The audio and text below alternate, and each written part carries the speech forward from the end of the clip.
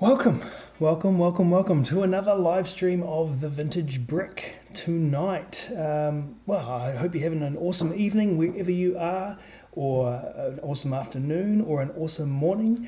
Yeah, today we are going to be pulling apart the Mack LR Garbage Truck, which is built from the Mack Anthem set. I need to clear some room, so I thought I would hang out with you guys to yeah, just hang out really. Just so you guys can keep me company while I dismantle this thing. Whether it will be rapid deconstruction, I don't know. Time will tell. I expect to have sore fingers after the end of this because there are a lot of pins, and I have to try and remember how it went together, because the thing is with these Technic models is they go together in a very specific way and they come apart in a very specific way. Oh, how you doing, Richard? Glad you could join me. What are you up to this evening? So I guess we should probably get into it. I'm not sure how long this is going to take. I know the Mack Anthem took a while to pull apart. In a way, it seems a little bit of a shame to pull this apart, but I do need to make some room. Yeah, I've got a cool story about this, which I'll get into a little bit later, and maybe talk a little bit about the build process for both this and the Mack Anthem truck and trailer. I remember I was building this on one of your live streams, Richard. Yeah, one of the many nights building this thing. Man, it took ages. Nice. What's taking stuff apart? Floor's done. Ah, yes. Yeah, fair enough. Man, you'd have a real job on your hands. You've got a huge collection. Yeah, mine pales in comparison to yours. So yes, so I guess we'll settle in, and you can listen to me ramble along while I take stuff apart. Now, when I had the Mack Anthem apart, both of these bags were pretty much chocker. So this is the number of parts left over from the Mack Anthem build compared to the Mack LR. So there are a fair few parts left over, even though it's very solid. Now I think these ones are the actual spares, so I'll keep those over there. So we've got a couple of different camera angles. We've got my on my right, I have the nice camera, and it says hello to the camera, hello. So that's my A6300, and then over here on the left, say hello. I've got my just my iPhone. Yeah, I've got some multiple camera angles, and of course the webcam. Yes, it is. I was, yeah. When I first started the channel, I thought it would be a really cool set to have. It was a pretty solid, pretty solid looking thing. And I ended up, my wife actually ended up getting it for me for Christmas, I think. Yeah, for Christmas. And yeah, I was pretty stoked. It was very cool. It is a big build. I thought it'd be cool, like a really cool video to do for the channel. Funny enough, I actually ended up, I think, biting off a little more than I could chew, because the Mack build, the trailer build, and of course the Mack LR build, they took so long. And I remember opening up the instructions and thinking, what the heck have I done? this will be cool when it's done, but it's going to take so long. And I remember the Mack Anthem video. I think it's probably my longest one. It's around 20 minutes or just under 20 minutes. And I remember finishing it going, I think it's probably a little bit too long, but I wanted it to be that detailed. I wanted to have people feel like they were kind of actually here while I built it, obviously sped up and condensed. But yeah, that first video I was thinking, oh yeah, I'll get the truck and the trailer done, and I think I was trying to do a video a week at that time, and I had allowed about 2 weeks to build the truck and trailer, and I got reasonably close to when I wanted the video to go out, and I was most of the way through the truck. I was just like, there's no way I'm going to get through the trailer as well, so I ended up splitting them into 2 videos, which I think was a good plan. But yeah, definitely bit off more than I can chew. These Technic models are big. They're really fun to build. It's probably a good set to build on a live stream, or some kind of format like that, just split up over a few different episodes or a few different streams, because having to slow down and deal with each piece going in, and then editing all of that, especially doing the stop motion stuff, it takes so long. So yes, James, good to see you. Is that my right? Yes, it's quite possible actually. I turned the white balance right down, so it probably does have a bit of a blue tinge. I didn't want it to have a yellow tinge before, so let me just. It looks reasonably white on my screen, but the green really does pop. So I'm wondering if I went a little bit far. So let me just adjust this. It's on 33k at the moment. Let's go. I think I had it on 38k, which is about there, which looks a little bit yellowish to me, but let me know what you think of that.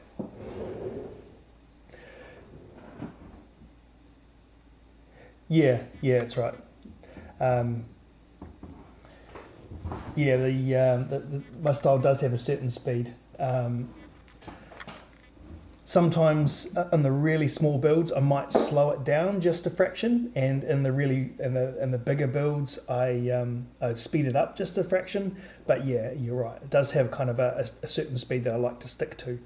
But then again, that's where the stop motion build came in.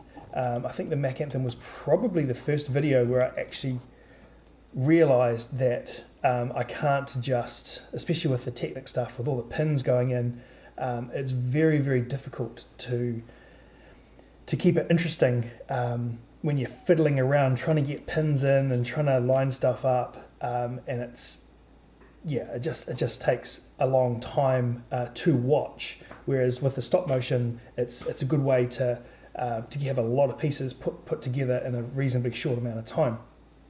Watching wise, of course, it takes much longer filming wise, but yeah, like you say, it takes as long as it takes. I think that was over a 2 week period, over like January, and I think that was pretty much almost all I did, was just work on the build, work on the video, for that entire 2 week period. It took way longer than I thought it was going to. Awesome, that's a bit better, fantastic. Let's not leave you there. Now I'm just going to think how I'm going to organise this. I think what I did previously is just put all of the big bits in a bag together, and then all of the really little bits in a bag together. And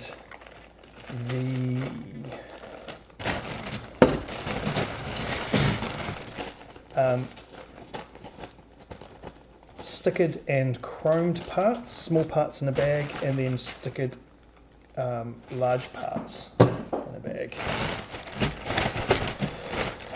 So I guess, oh gosh, it's almost like I need a bigger desk here or something. And then one of these bags just for the pins. So here's the pins left over from the Mack Anthem build. Yeah, Mack Anthem truck and trailer, compared to the garbage truck. So there's not very many black pins left over, but when I pulled it all apart, this thing will be a lot fuller, yes, that's better. Jolly good. I do notice too that the colours, especially the green, really pops on the Sony camera, and it's quite funny compared to the Sony. The iPhone camera actually looks a little bit washed out. But what we will do is let's switch over to the nice camera and let's get into this. Now the key is with these things is there are a few hinge pins, like I was saying. Just got to try and remember where they are. I think it might be here.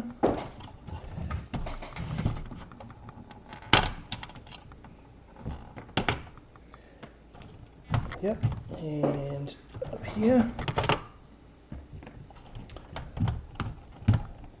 Maybe.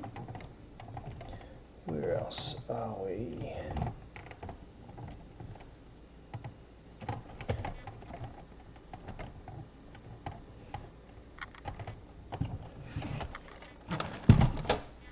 Hopefully I don't have to pull out the instructions to figure out how to take it apart. Is it there? No. Oh, I'll just start pulling stuff out there maybe. Pulling stuff out where I can. Alright, or is it? I thought it was just the 4.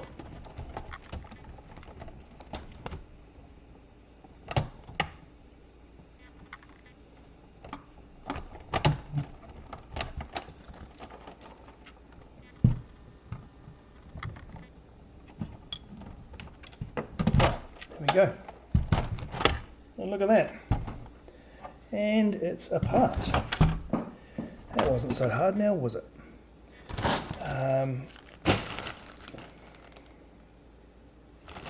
Now, how am I going to do this easily without too much clutter? I think I'll have the big bits go straight in there, and then just use the rubber container over here for all the little bits.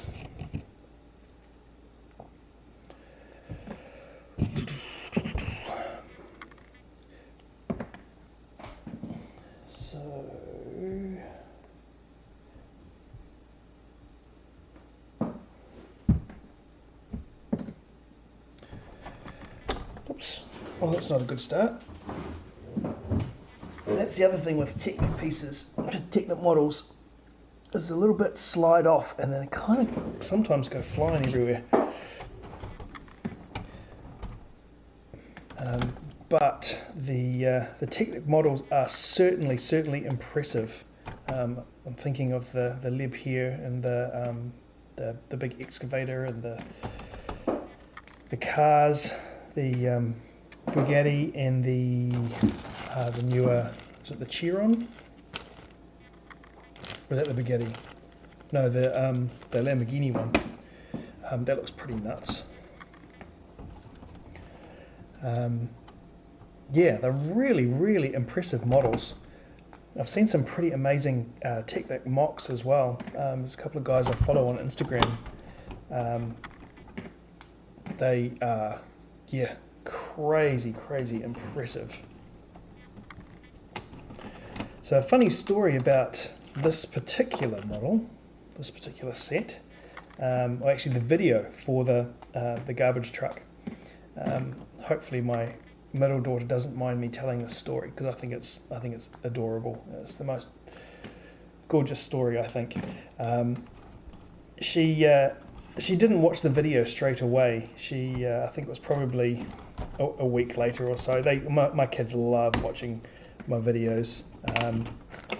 They think it's awesome. They all love Lego, and she she came up to me and she looked like she was really upset, and I hadn't realised that she had watched the video. Like she just watched it on her own, and then I was like, "Oh, what's wrong? What's wrong?" And she's like, "I just watched your video." And I was just like, "Oh gosh, what the heck is going on?" She was just like, "It's so awesome! It's so awesome! I almost cried.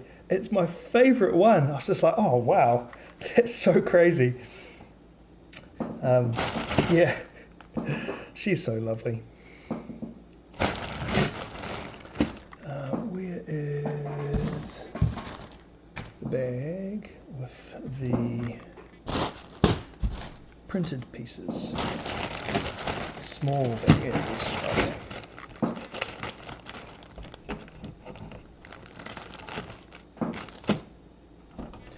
There are so many pieces in this model. I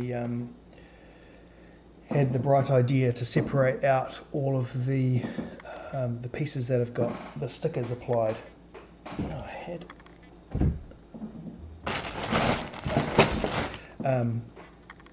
So that way, when you're rebuilding it, you're not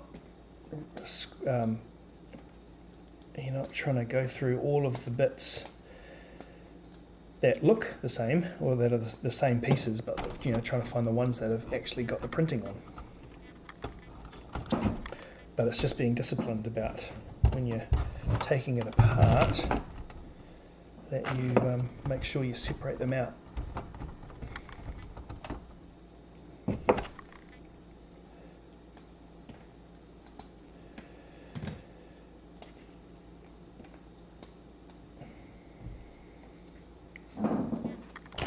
So I haven't had a chance to have a look. I haven't had a chance to watch actually many Lego videos lately. I am actually quite looking forward to sitting down and watching your review, Richard, on the Mos Eisley Cantina. That looks like a really cool set. I'm really interested to see what you think about that.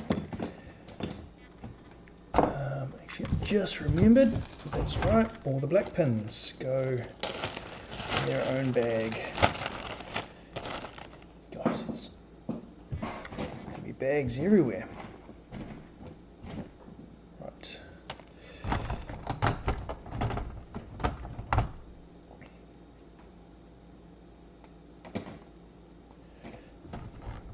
Need to catch up on some of those reviews that you've done lately. Been meaning to sit down and watch them, but just haven't really had a chance. So, if anyone for you others who are watching, make sure you go check out Brick Scene. He does great reviews of all the sets, the new sets that are coming out. Highly recommended.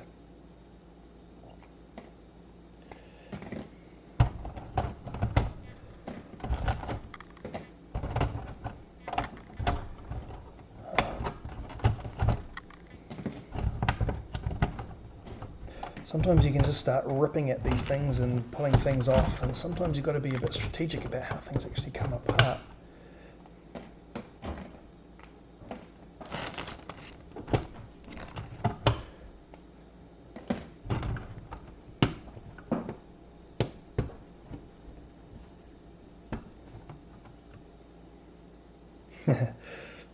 All good. All good, Richard. Oh, we're going to have a visitor. Hello, Tarzan. He likes to come visit me while I'm working on Lego. Usually while I'm filming, he likes to knock stuff over. Where are we going to find you a spot, Tarzan?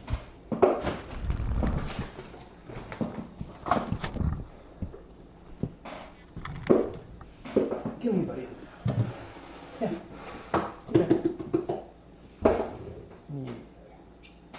Yeah, I don't have a sleep.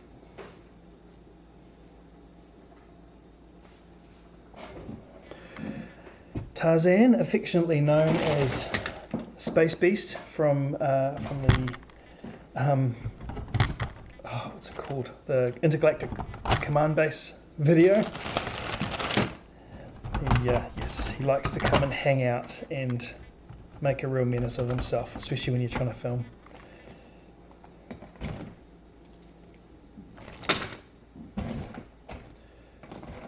Gotta remember what size. Hey, stay off the table. Stay there. Yeah, stay there.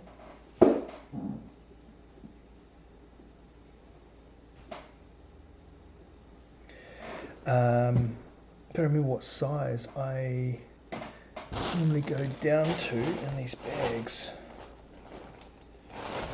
Can't remember. Oh, that'll be alright.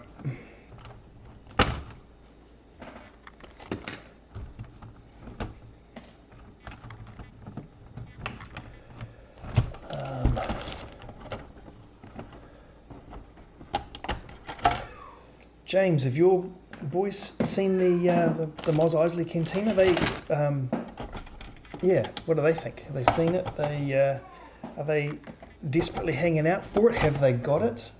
Have they got it yet? What do they think?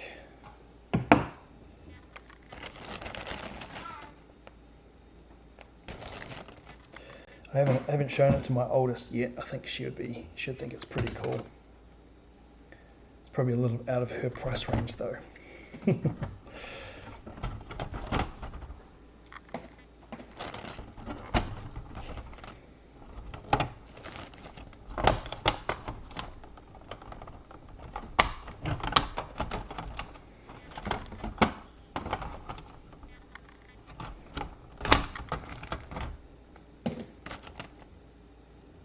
He is a Bengal.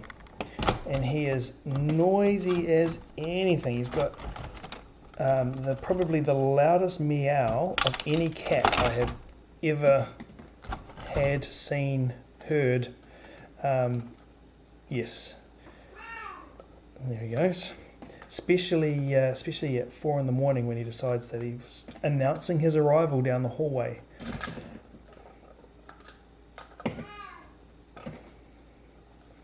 You're a menace, aren't you, a cat? A lovely menace, but still a menace.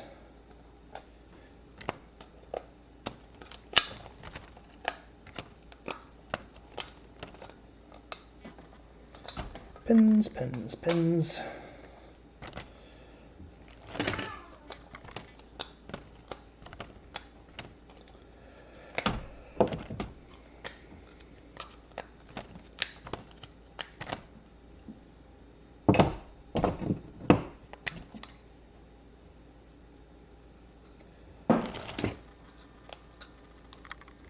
Oh, he's a Bengal,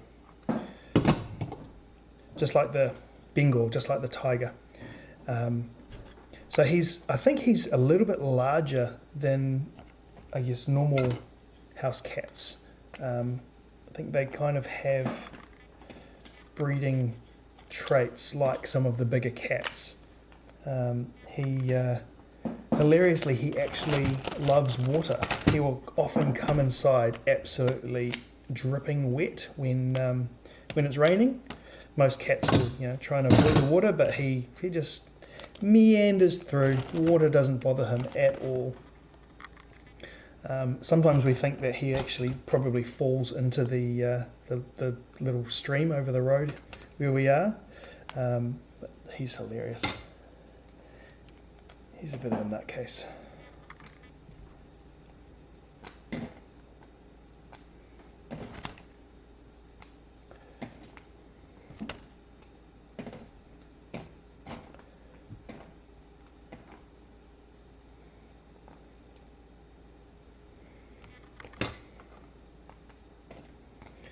He doesn't play very well with other cats though. Or other animals in general. So he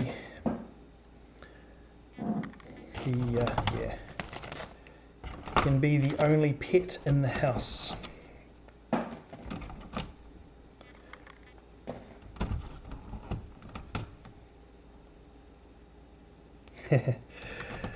Yeah, yeah, Bengals. I mean, they are gorgeous cats. They really are. Um, and yeah, Tarzan especially, he does have a wonderful nature. He can be a bit of an annoying sod at sometimes, but he's a good cat.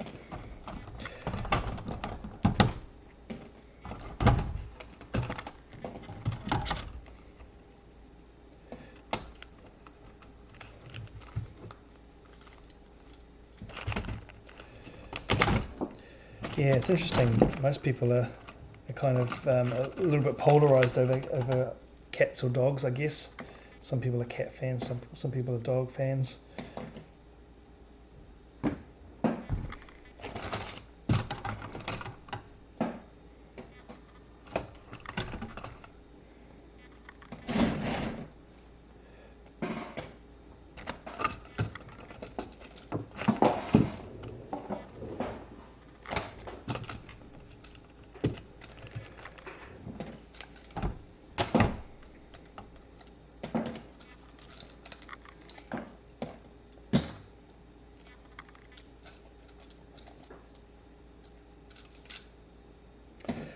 So yeah, this Mack LR Garbage Truck, I ended up working on it for weeks. I'm pretty sure it was weeks, probably good 4 weeks or so, just to try and get the thing built, because it was kind of pretty much like the Mack Anthem truck and trailer both together. I think it had the same number of steps as both the truck and trailer, maybe a few less, but it was pretty close. Yeah, it took a long time. And if you've seen the video, you'll notice that there is a lot of stop motion stuff in there, which, as I mentioned earlier, takes even longer, but I knew that I had to take the time and just do it in between the other videos, because I knew that I needed to take the time to do all of the stop motion stuff, because otherwise it was just going to be like crazy long.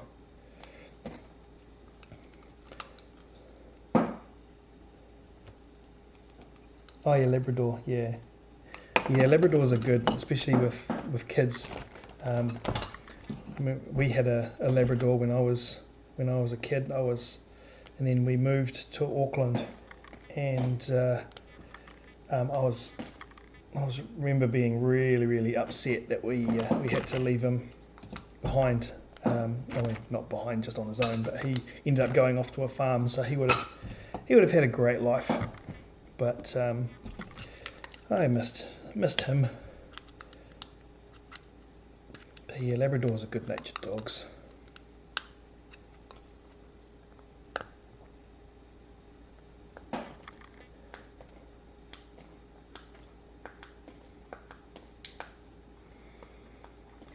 Actually, interesting story about a dog. When I was really little, we had a little dog. I can't remember what breed it was, but there was, I think I was about 2 or 3, and I kind of went wanders from the house. I don't know how I got out, but yeah, I had wandered down to the a local river, and my mum realised that I was gone, and she freaked out, and she raced down to the river, fearing the worst. And there she found me paddling in the shallows with this little dog, holding on to my nappies, making sure I didn't actually go too far into the water. So yeah, dogs can be very protective, and especially of kids.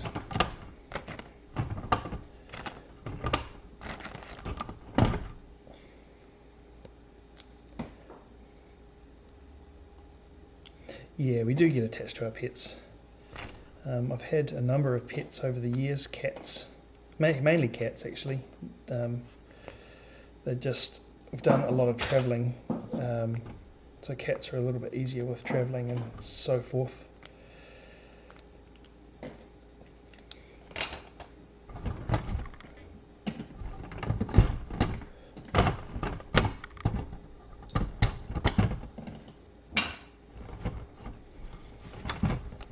Yeah, they do. They do know. Yeah. Yes, some dogs are extremely intelligent. Which is crazy how intelligent they are.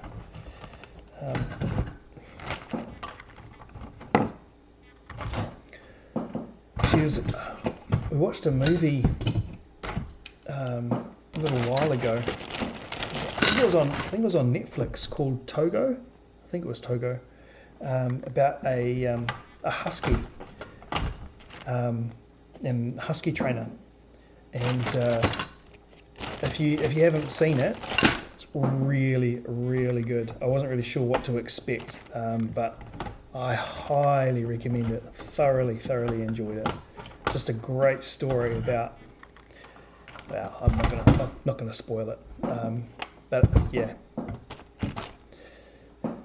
if you would like to know what it's about, go watch the shorts or the trailer on YouTube or Netflix. It's really good, great story. Togo.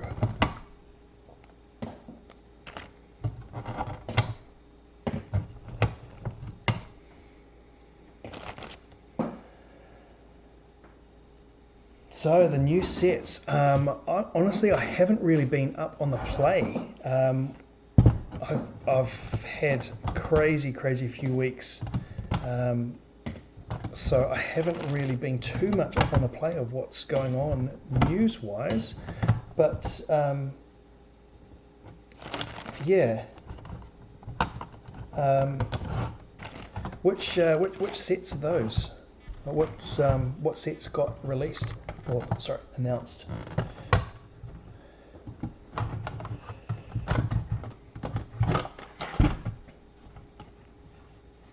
Now, how did this come apart? There was some fancy way.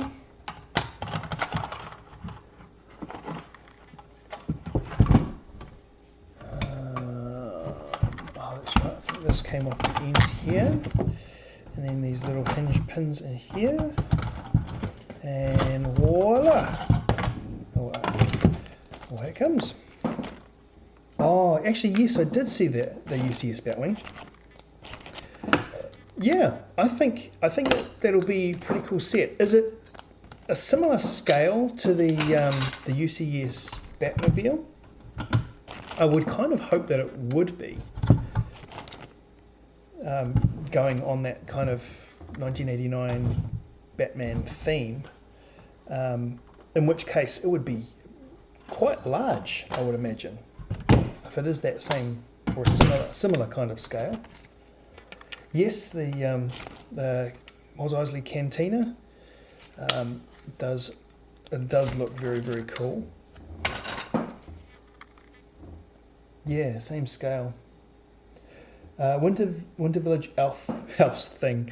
I haven't seen that one, so I'm not sure. I have no idea what that one is or looks like. But yeah, the UCS. I mean, anything UCS really is going to be good. Usually they put a whole lot of effort into those UCS sets, and they don't necessarily have the same budget constraints, I guess, as the regular sets, so they're usually pretty spectacular.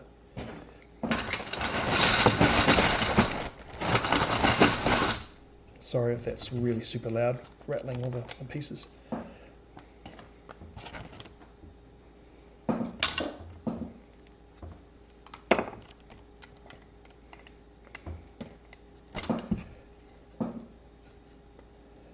I guess the question is, Richard, which ones do you think that you will be getting? I know you've got the Mos Eisley Cantina. Do you reckon you'll be getting the? Did you get the 1989 Batmobile?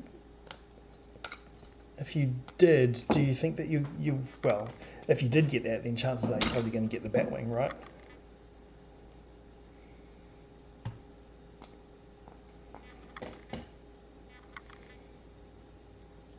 Yeah, Baby Yoda. I think I saw a picture of that actually. So I kind of see these things on my feed, but I don't necessarily register that they're brand new announcements. Yeah, Baby Yoda.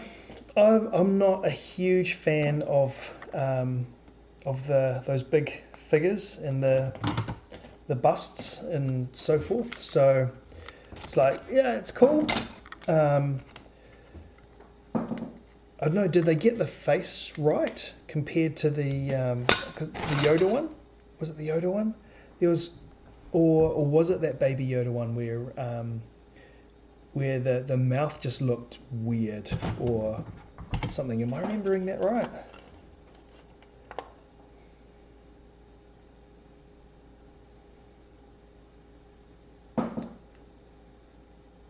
Yeah.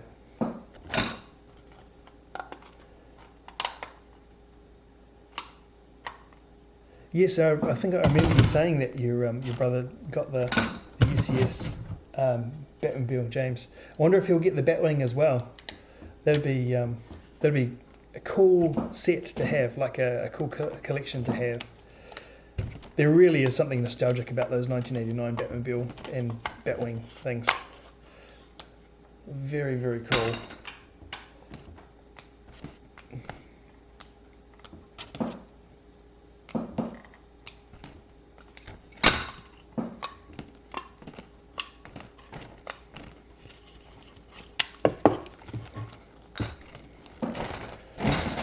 Should probably be pulling this apart a little bit closer to the camera so you guys can actually see what's going on.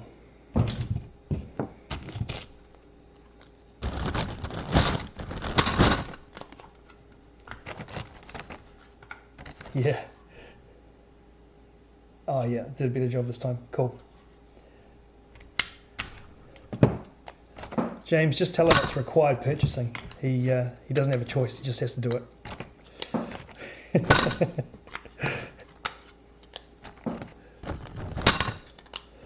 After having the UCS Batmobile, I'm sure that he won't take that much convincing to buy the Batwing.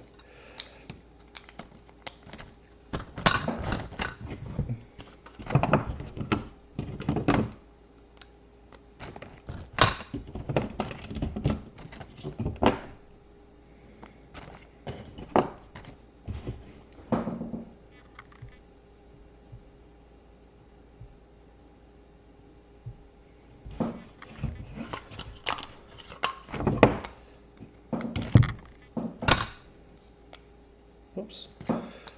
Almost made the fatal mistake of putting a pin, single black pin, in with all of the big parts.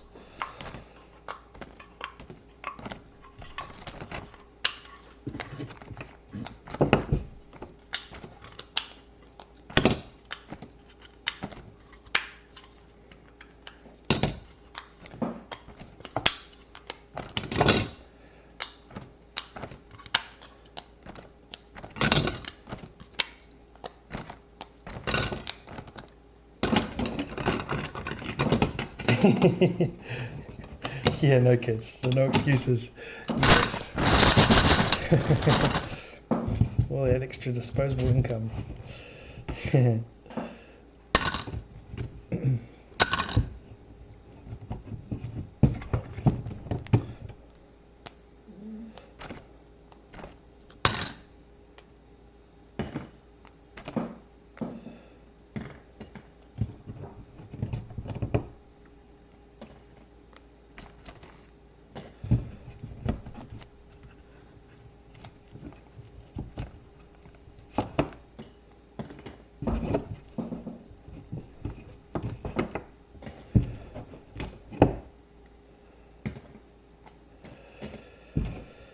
Okay.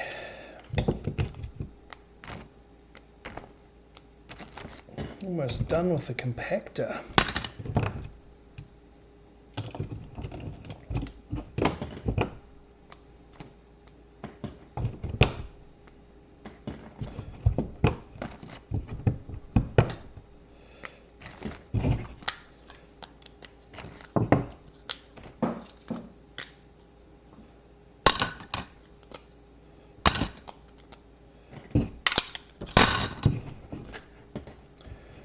awkward moment where you can't quite, where your hands are moving a little bit faster than your brain, and you're like, where's this supposed to go?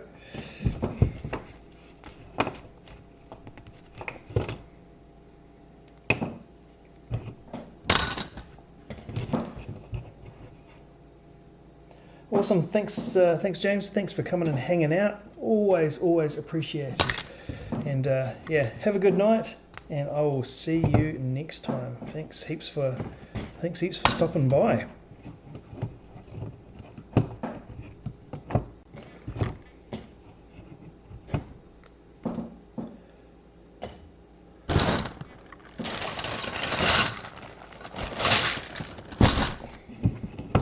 See, this bag's filling up pretty quick.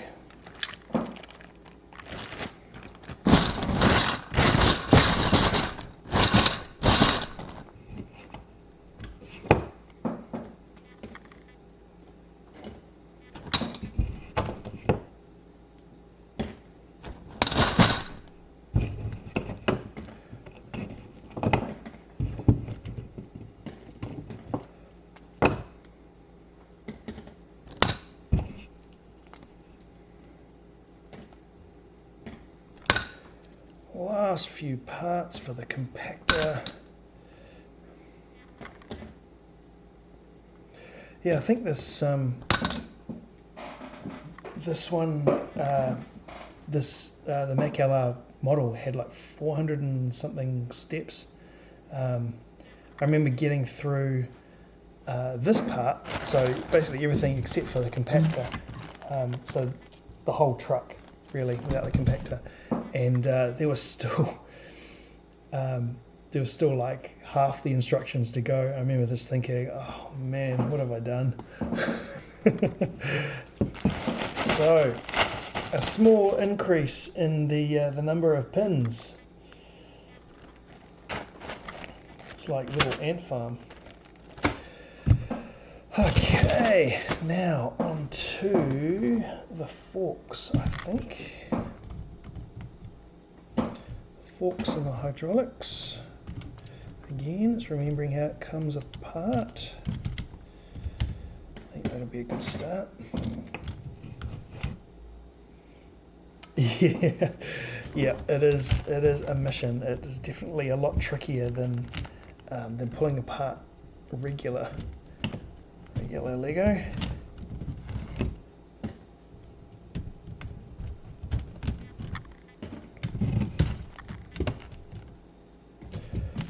Right, that is, oh, jolly good.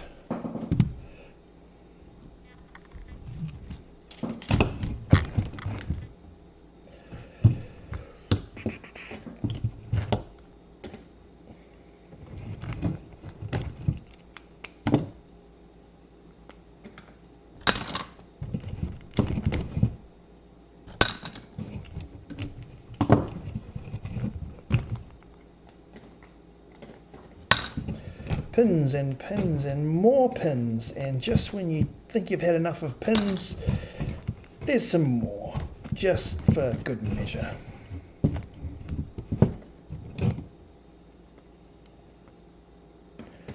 It was really interesting building the Mack Anthem truck compared to the old 1980 mid-80s Kenworth Model Team truck. Because I mean that Model Team truck, you know, there wasn't really that much to it. I mean, at the time it was a huge set, but it's, yeah, really is absolutely nothing compared to the Mack Anthem, and the Anthem's so much more solid. The highway rig, it's called. I mean, the highway rig is, yeah, it's just, it's actually got quite a, it's kind of got a Technic frame, like the base, and then it's mostly just regular Lego on top. So it is a little bit flimsy, like the bits breaking off it all the time. Looks really cool, but there's just no comparison to the modern Technic builds. They've come so far. The engineering that goes into them is just crazy. I remember showing the Mack Anthem to a few people once it was built, and just everybody who sees it is just like, whoa, that's crazy. I didn't know that Lego was like this advanced. It's, yeah, amazed. So yeah, a number of people that I showed it to.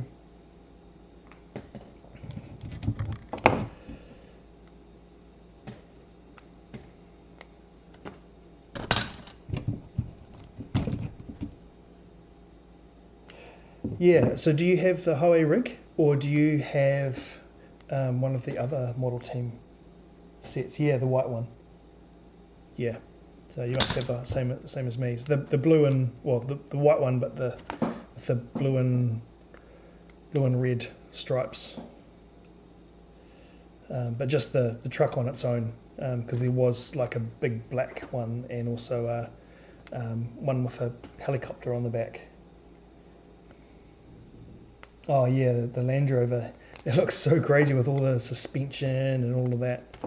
And what I'd love to do one day is build up a full radio control mod on it, on one of the sets, like maybe, I don't know, maybe one of the mocks or something. Because I used to, for a few years, I actually raced radio control cars. Obviously the Lego ones wouldn't be race worthy, but it would be really interesting to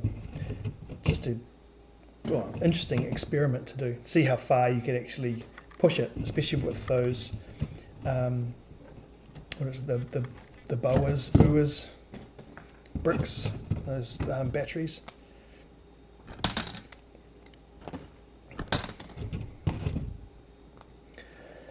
Remember from the racing days, the batteries play a massive part in how much grunt you get out of them.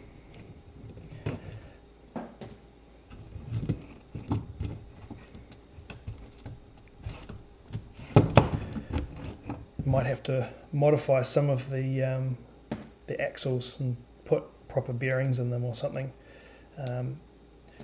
Though some of the cars that I started out with just had bushings instead of bearings, and it worked alright. Obviously nowhere near as quick as the bearing ones, but they worked. I would have thought that there'd be way too much friction, but you stick a little bit of oil on them, they don't go too badly.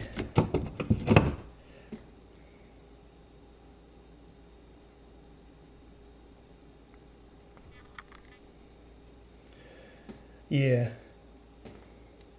it is. From what I've seen, like a lot of the stuff is pretty slow, but some of the third-party stuff, you can gear them up. Like I think that Boas factory pack thing, I think they boast that they can get a Lego car up to like 40 k's an hour or something, and that's kind of like the speed of one of the slower classes, like one of the stock classes I used to race. But yeah, interesting anyway. The radio control stuff, yeah, especially when I was racing cars that you could quite happily get up to 100 k's an hour on an actual track. That's not just in a straight line mad dash, that's actually during a race. With the modified cars and stuff, tell you what, that's a spectacle to watch. Guys who really know what they're doing racing those kind of cars is just nuts. I've had a lot of people, like when I show them a video, they're just like, how do you even see a car that's moving that fast? How do you even control it? It's mind-blowing.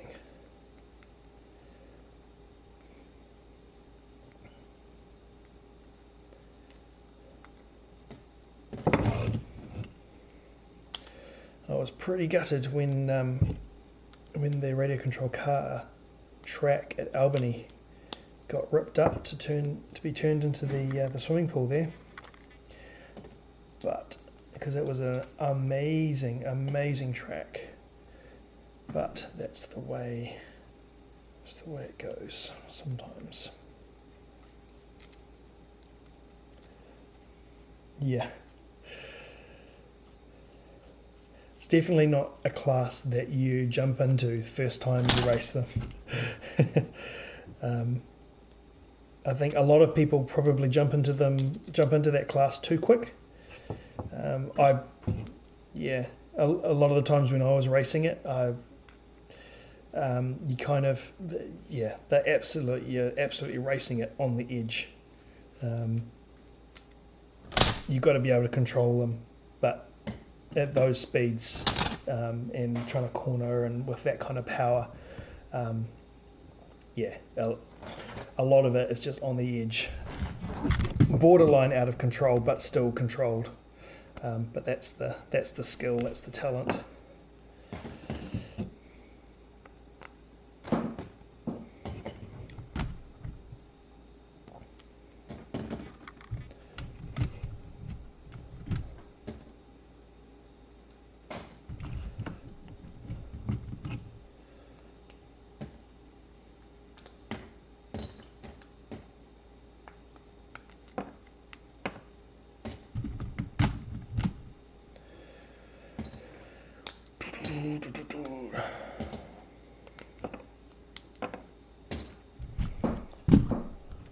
Down to the actual truck part now.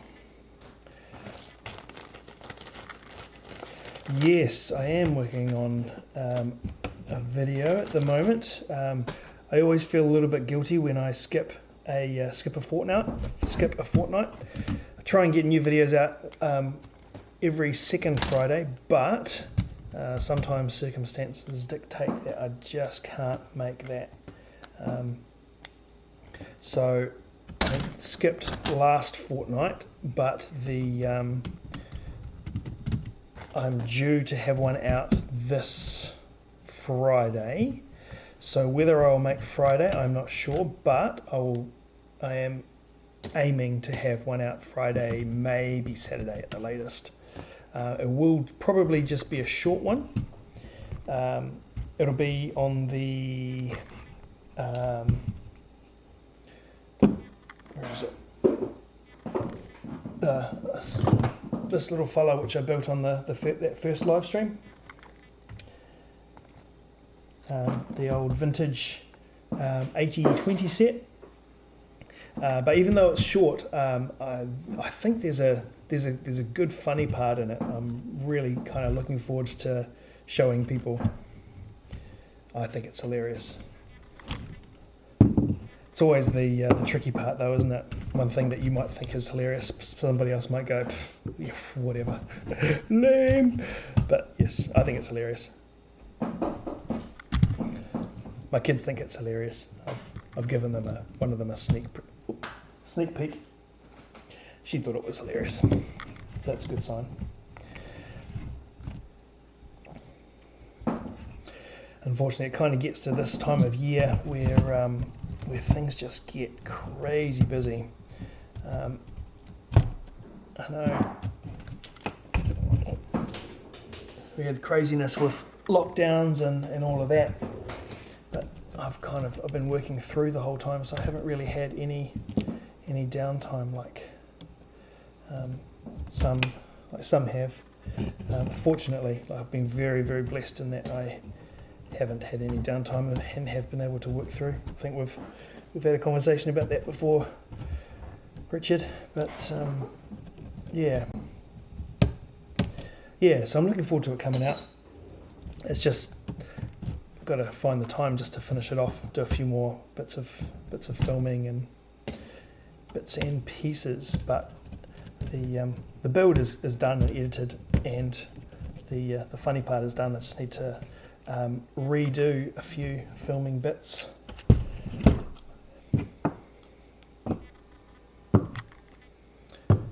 Did some filming on it, and then realised that that the audio for the talking heads was terrible. I tried something new and it just didn't really work out. Just still trying to get the perfect setup for getting really good quality audio and not too much room echo. And that's the biggest thing that I struggle with at the moment, is finding a room that doesn't have a lot of echo, or a setup that doesn't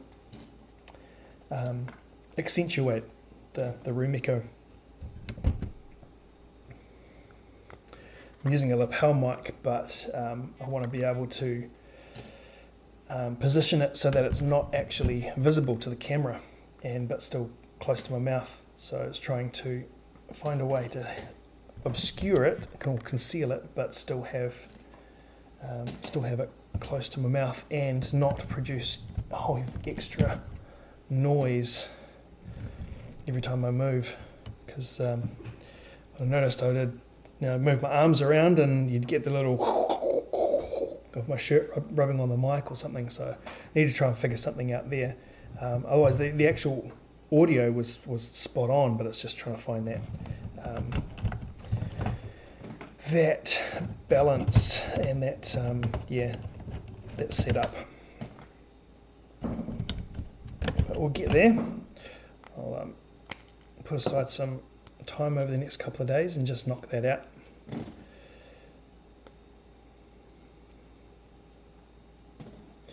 As I mentioned on one of the previous streams, I really want to make a solid effort to finish off all of the videos for all of my childhood sets, so then I can start moving on to doing series of stuff that's a bit more modern. Have some cool ideas lined up, and so I'm madly trying to get through those videos. I've only got a few to do, a few more to go, but yeah. It's hard to be disciplined and not distracted by shiny new things.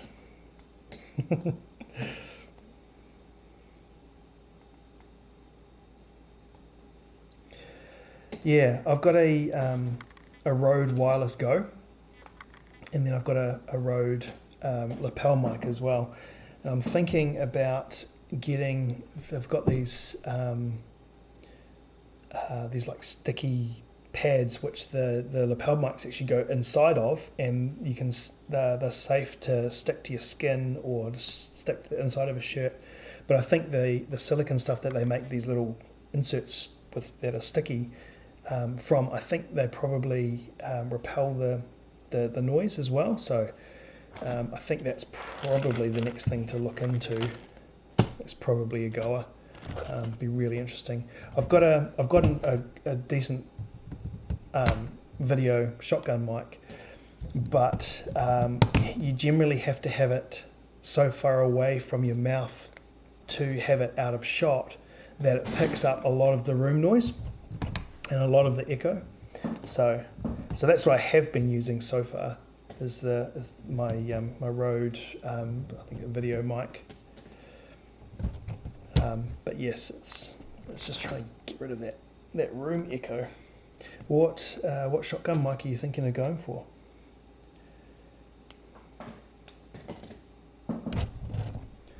I have done a lot in music and audio over the years, so I know I don't know everything about mics, but I know a reasonable amount.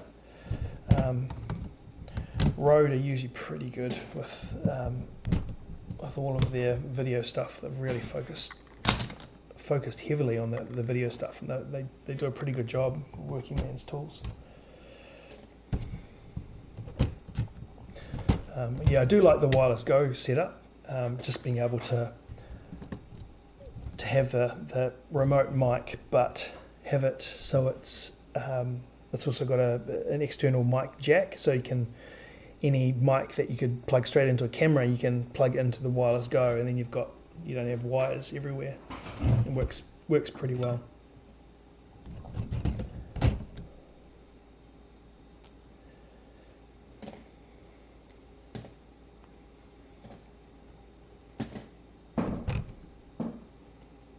A friend of mine has actually got the little the Go Micro, the Rode Video Micro, Rode Video Micro, which is just a passive, like little mini shotgun mic, and that does him pretty well. He does some good stuff with that. Wouldn't mind tracking one of those. Rode NTGs, yep.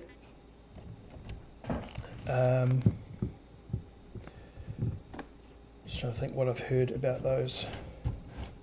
I think I've heard good things, though there are, from memory, there's a significant difference between the versions. So the newer versions are like significantly different than the older versions, just with noise floor and self noise and all of that sort of stuff. But I tell you what, they're not cheap. Like, I think you can get some good deals on some of the older ones, but the new ones, the nice ones, they're not cheap. They would be worth it though. Like it's one thing I've found with microphones is you definitely get what you pay for. If you go with a solid brand, like Rode do pretty good stuff. Yeah, and you don't, you don't just buy the cheapest one that they do. You can, yeah, you pretty much can't go wrong really. Yeah.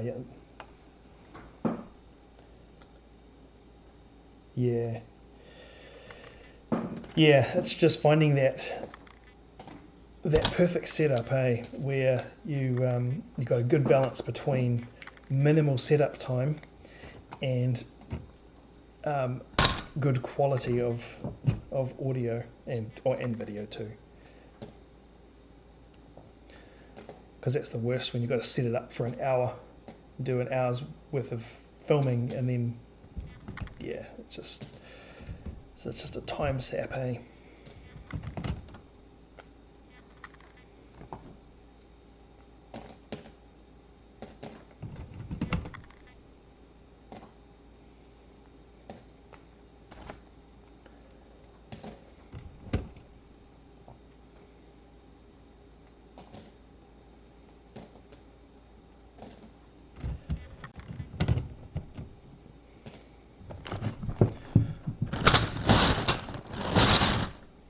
Oh, this is getting full. Check that out. You see, it's almost full.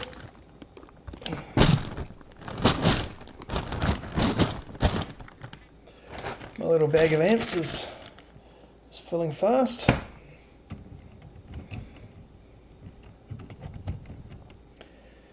Now, how do these come apart? Oh, just like that.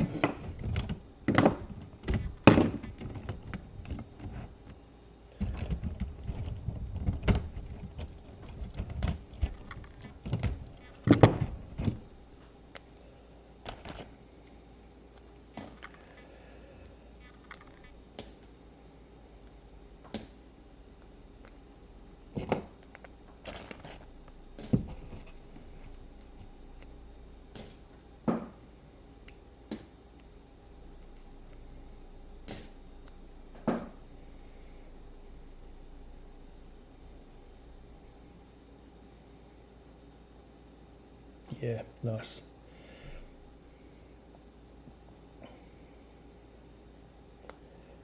Yeah, it's a nice feeling when you kind of get it to at least mostly dialed in. Start having some presets on your camera, so you can kind of flick to what you need it for, and you don't have to like be playing around with camera settings. You just plug it in, dial it in, plug it in, dial it up, and away you go. But yes, it takes a while to get there, and it's such a steep learning curve too when you first get into photography stuff. Such a steep learning curve. So many new things to learn.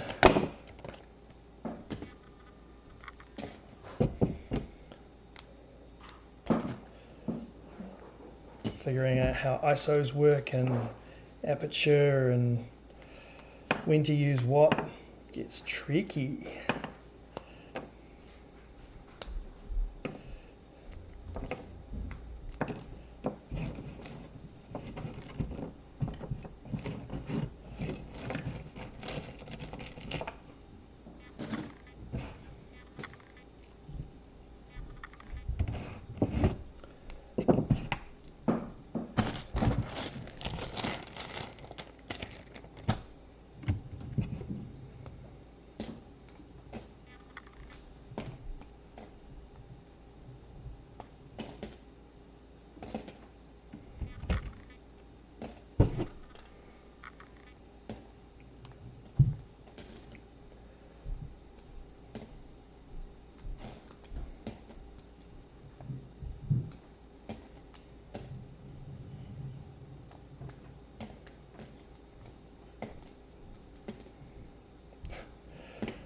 Which way these pins come out?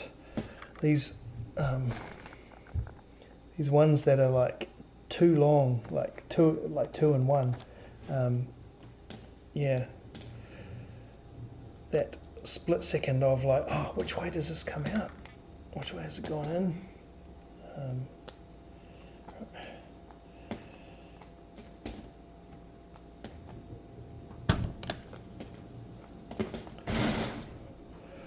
Okay, I might start pouring this lot. Cover your ears, I guess. I'm not sure how loud this is going to be. Shouldn't be too loud, but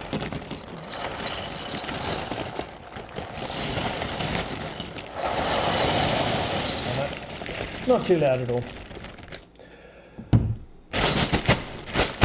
I could just see me slipping on that and the entire container, rubber container of parts going all over the floor.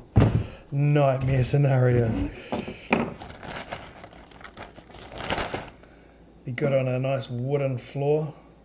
The tack, tack, tack as they spill from one corner of the room to the other. Thankfully that didn't happen.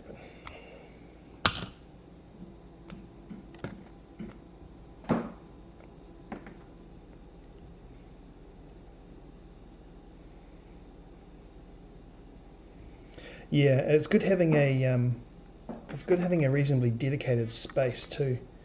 That's one thing I don't. Well, I have a desk here or a bench, but I don't have a big space, at least not at the moment. So every time I want to do something different, like if I want to do headshots or I want to do building, or I've got to move to a different room of the house and. Yeah, I have different places around the house where I can do different things. When I do the glory shot kind of B-roll stuff, you know, having to reset everything. Yeah, it does become a little bit of a pain. I want to try and get to the point where I'm doing a bunch of videos at the same time, which will help that process, where you can kind of do build for 3 or 4 videos and then the B-roll for 3 or 4 videos and then headshots all at once. Headshots I can often, like the talking heads I'm talking about, I can often combine those, so do a bunch of videos at a time. But then it still gets a little bit tricky because you've got to be really planned out.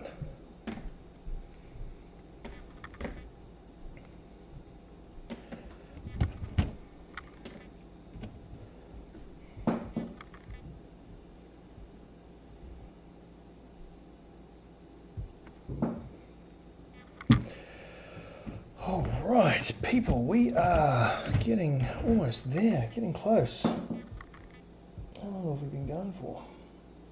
Is over an hour. It was interesting, the very first stream that I did, I was just like, oh, maybe I'll maybe I'll try and make it through an hour, see how I go. Ended up being an hour 45, and then so was the last one, and I think this one will probably be similar as well. So maybe that's the time that it is, you know, that it kind of just works out to me, which is interesting.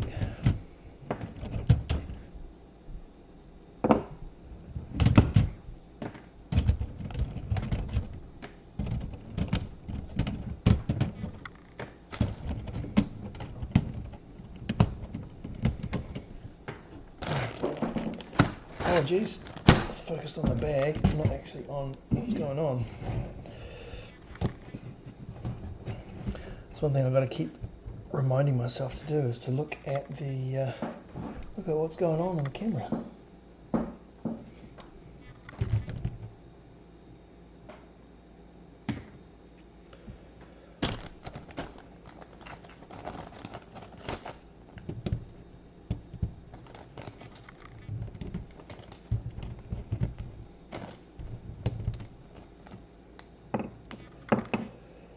One thing that's so cool about all these new Lego vehicles that come out is the working engines.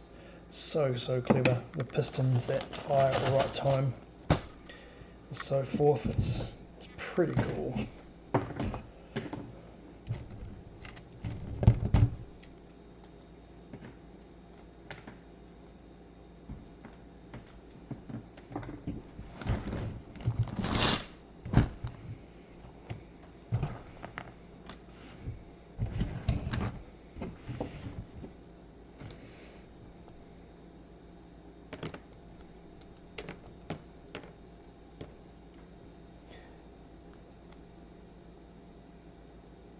Oh yeah, yes, it does really fly. Time does fly. I think, I mean, it absolutely helps too when you got somebody to bounce things off, or to ask questions in the chat, or yeah. I was pretty nervous about my first live stream. I was just like, well, what the heck am I going to do if nobody turns up? I'm going to press along by myself for an hour. I don't usually do good at just like rattling on, but I've actually found it not as hard as I thought it was going to be, which is kind of nice. And once you get going once you get talking about a topic, it kind of just flows nicely.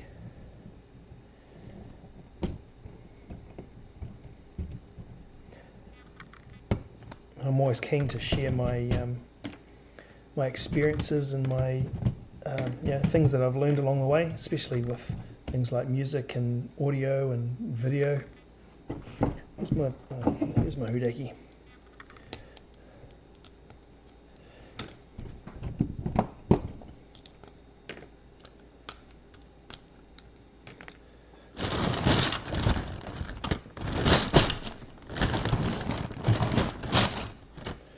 I haven't been doing video that long, but I'm the type of person who, whenever I start something, I kind of jump in 100% and learn as much as I possibly can.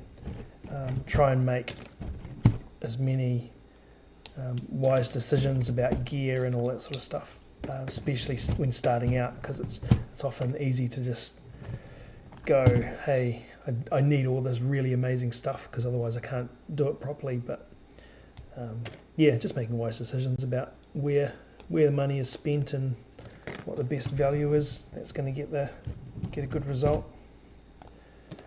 Kind of always been like that about a lot of things.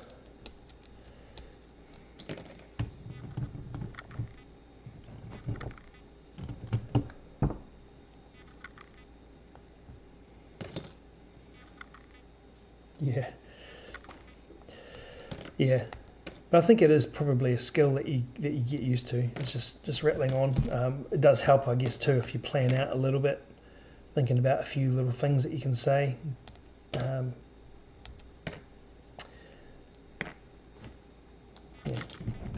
Planning out I mean, you don't have to plan out the whole thing, but yeah, just having a few little things you can throw out now and then is, I think good. Yeah, Twitch. Okay, hard to gain an audience. Yeah, fair enough. There are a couple of guys from New Zealand who stream on Twitch. It's Between the Bricks, and then a friend of mine recommended somebody else. What was his name? I follow him on Twitch, but I haven't actually watched any of his streams yet. I can't remember his name. I think a friend of mine told me that he often streams with his daughter. Maybe they build Lego together. Can't remember. Yeah, Twitch really is more for gaming, I think. Well, from what I've seen anyway. Along with my crazy few weeks lately, have played a little, gotten back into playing just a little bit of Ark, just to wind down.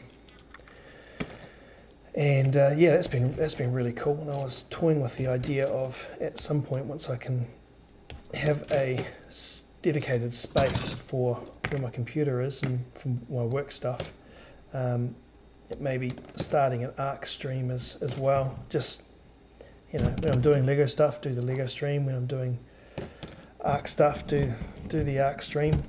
I've got a couple of dedicated servers that I'm running here, which is kind of fun.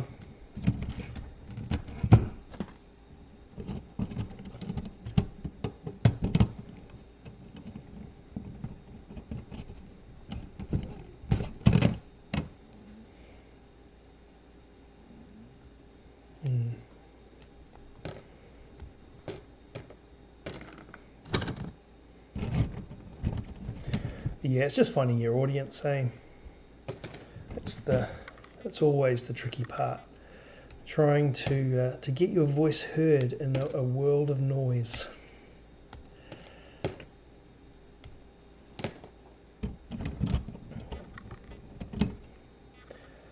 Actually, yeah, I've been finding it really hard going to motivate myself to work on a video that I'm hoping to get out this week.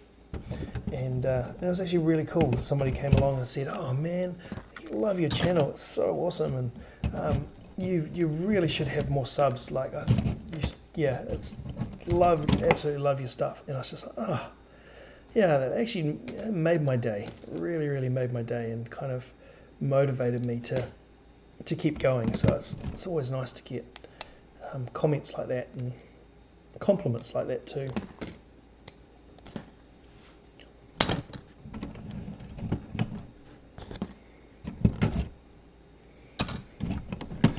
The brick scene's doing pretty well though.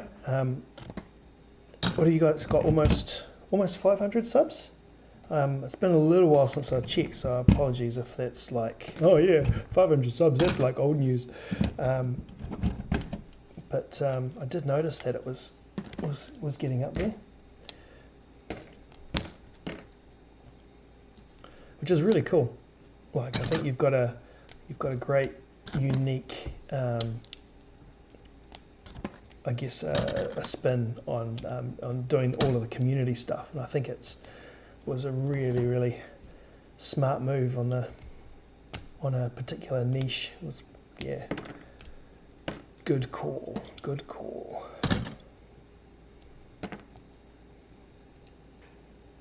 Oh, just over 850, dude.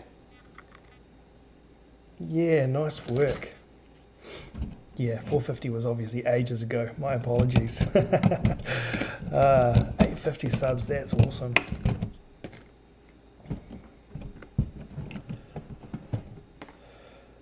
But I think subs generally, they tend to come when you're putting out content often.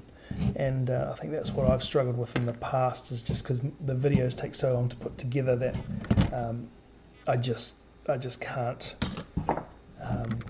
can't manage to put out content any quicker. So hence, I guess that's another reason to do the live stream stuff, but it kind of gets a little bit of content out there without too much investment, but it's, you know, serves a number of purposes. But yes, you tend to put out definitely a lot more content than me, but that is fantastic that you've got 850 subs. Well on the way to the coveted 1,000 subs.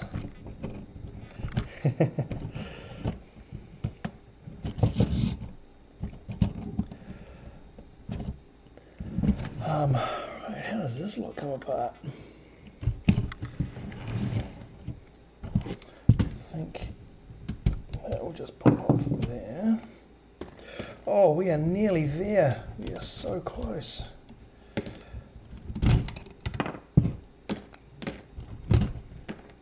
Pins, pins and more pins.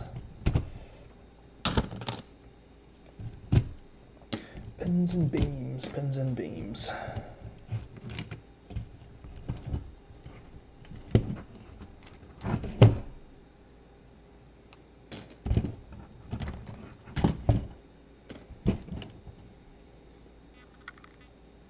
Yeah, it does help being able to get right on a release, or even, I guess, pre-release, right when people are looking for actual reviews of sets.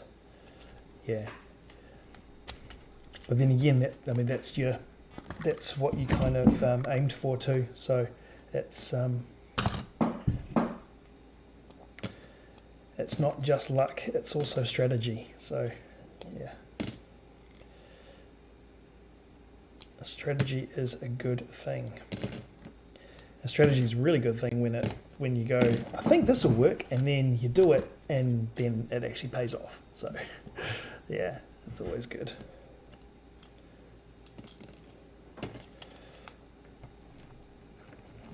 And you just get those few videos, that go that get a whole bunch of views. Like I think I saw a few of your videos have got like a few thousand views. Like what's the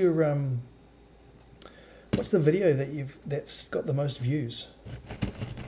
I know, was it the Land Rover one that had quite a few views on it?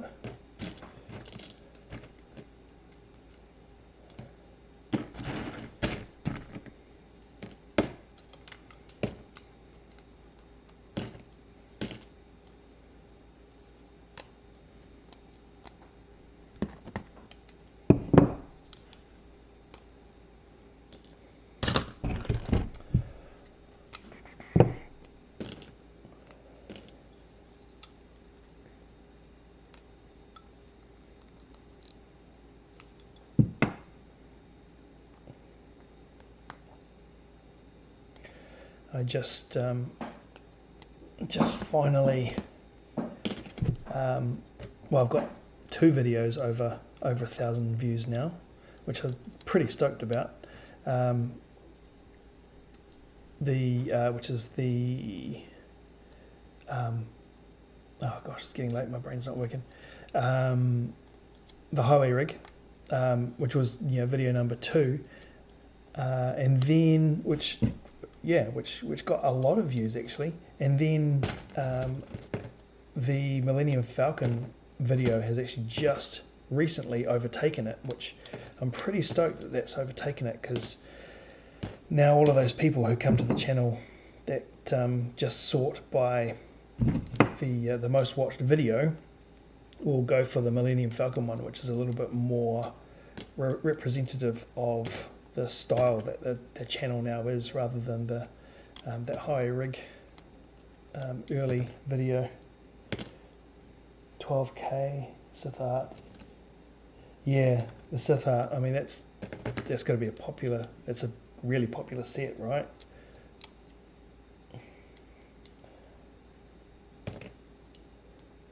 Yeah.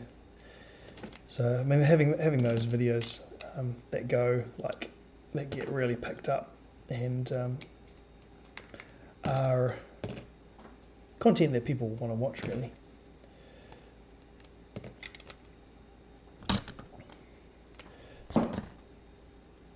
kind of feel like my stuff is a little more niched, but I think I kind of get the feeling that people who find my channel and love it, then they really love it. They kind of love the whole experience. Whereas some people, if they just want to see a speed build, or they just want to see a review, that might not really be their cup of tea, so to speak. But that's okay.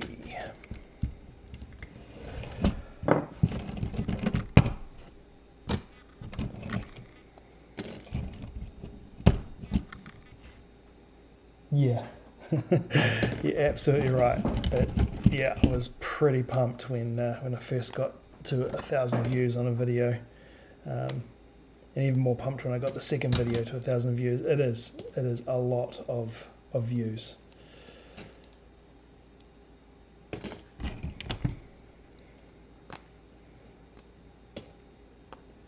And then you go into analytics and find that the views equate to about 30-second average. No, not really, but it's always the fear, isn't it? That people have found your videos, but oh no, your content sucks, so people don't actually want to watch it as such. But no, my averages aren't too bad.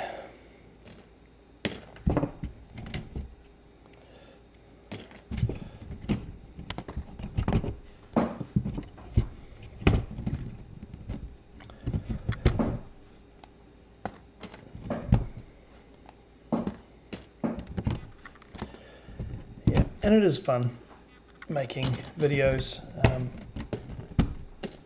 and making people smile. Yeah, start when you do some funny stuff in your videos.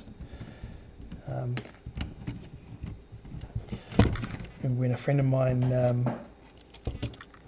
he's done a lot of video stuff, and I'd done the first 2 videos, and I said to him, when the third video came out, I said, I've really tried to step up the whole, production quality, the whole experience. I've really tried to step it up. And he's like, oh, okay, oh yeah, I'll see. I'll see if I can see where you've done some changes.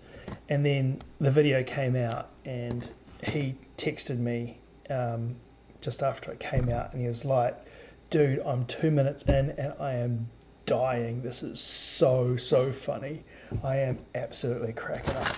So it's such a good feeling when you do some stuff that you think is funny, and then it actually pays off, and you realise that your sense of humour maybe isn't quite so weird, and other people think it's funny as well, which is nice.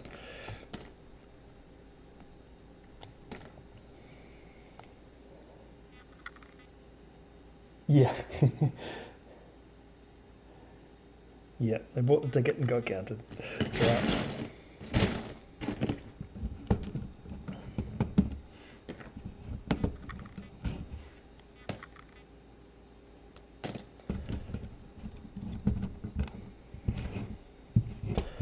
I think people probably take the channel a little bit more seriously too when you've got some videos that are over the 1,000 mark. It's a pretty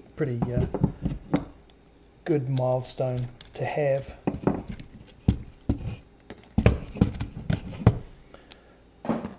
Just like over a certain number of subscribers as well.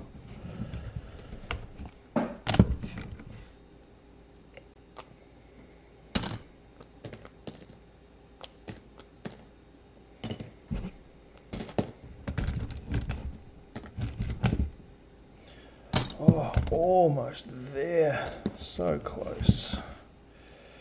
Almost there.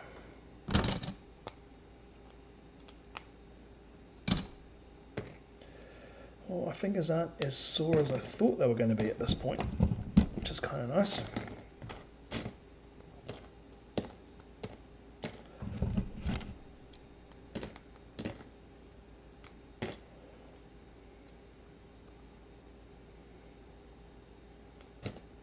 Yeah, Yep.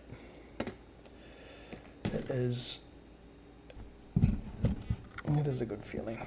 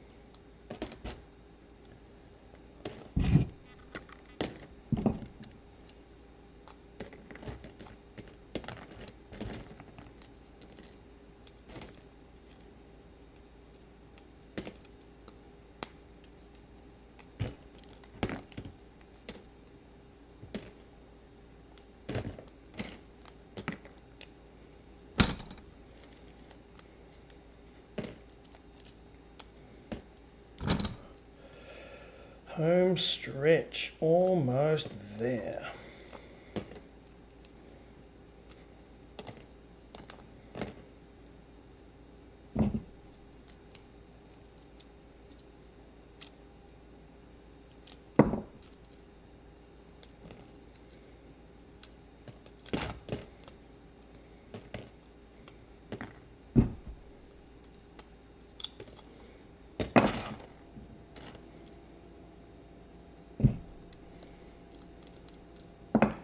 How the heck does that come apart? Ah, like that. Righto.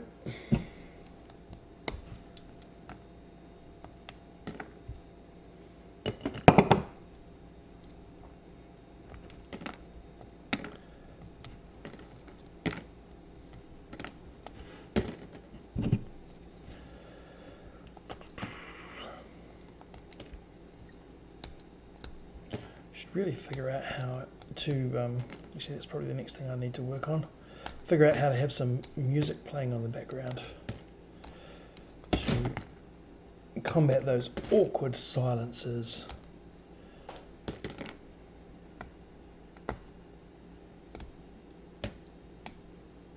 Yes, I am almost done.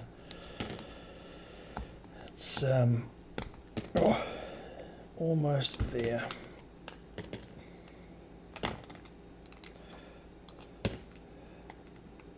It's almost painful to pull apart weeks of work in an hour and a half. Almost painful.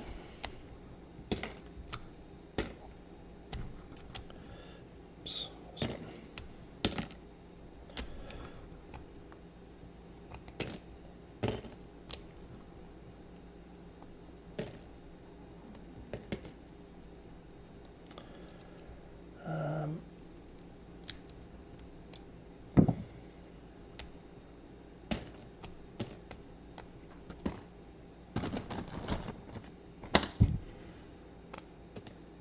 Oops, there's a black pen.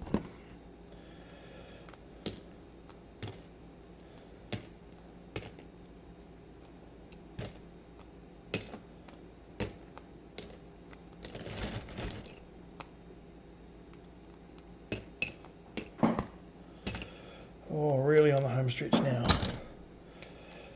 Pick up the base, pick up the base. Sprint finish.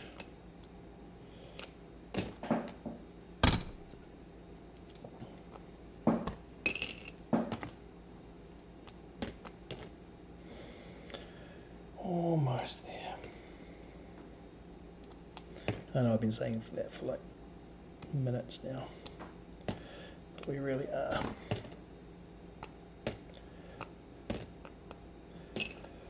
Clear! Right. Whew.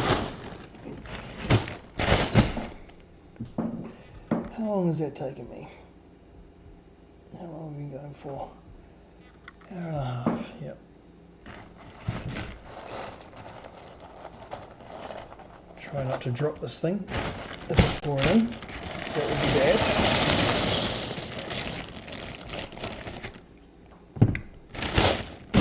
No, not quite as many parts as I thought, but it is still quite a number. Let's put spares in there and the small figured printed parts in there, and here we go, my little army of ants. Let's switch this over. A little army of ants. That's a lot of pins.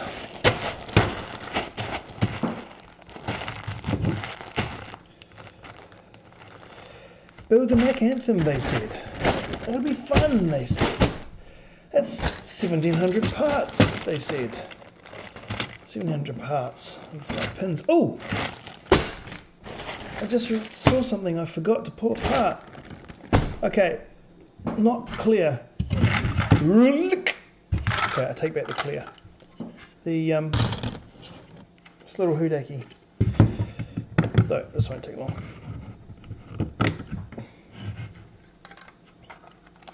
There's the skip.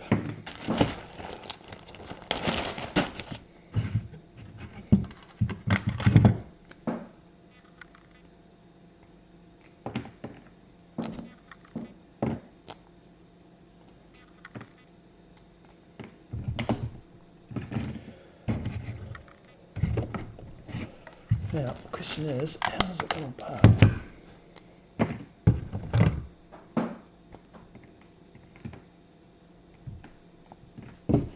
Right, move that back in.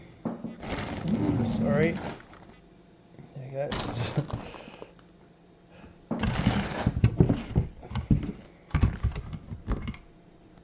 Yeah, fingers will be feeling it in the morning.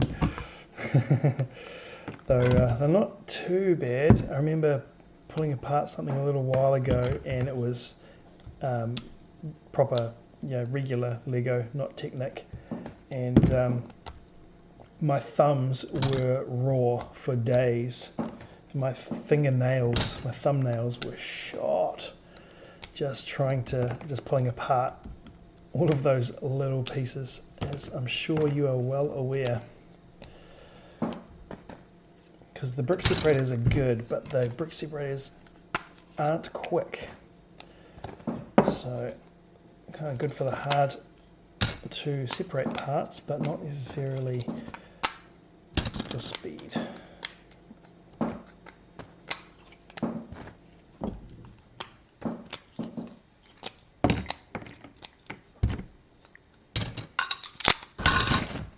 Okay, this time, clear. Now put the pieces away and combine these bags.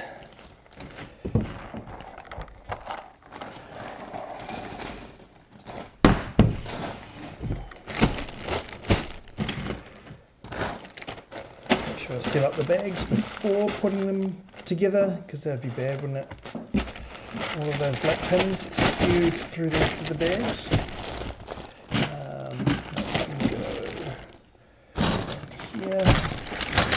Nope. Okay, we'll seal up that side.